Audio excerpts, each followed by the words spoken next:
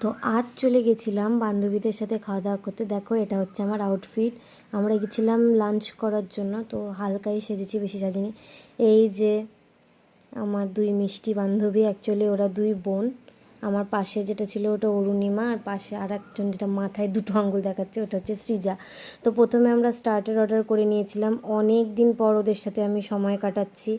তো অরুণিমা নিটের প্রিপারেশন নিচ্ছিল জন্য প্রচণ্ড বিজি ছিল, আর সৃজার উচ্চ মাধ্যমিক, সবাই ব্যস্ত।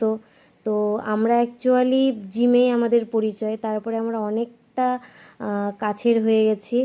তো সিরিয়াসলি খুব কাছের তোরা দুজন আমার কাছে, মানে জিম থেকে যে কবে মানে এতটা কাছের হয়ে গেলে নিজেও বুঝতে পারিনি। যাই হোক, তো চিকেন ললিপপ খাওয়ার পরে আমরা নিয়ে নিলাম বিরিয়ানি। খেতে আমরা এত ব্যস্ত ছিলাম, তো তোমাদেরকে যে আমরা খাচ্ছি ওটা দেখাতে পারিনি।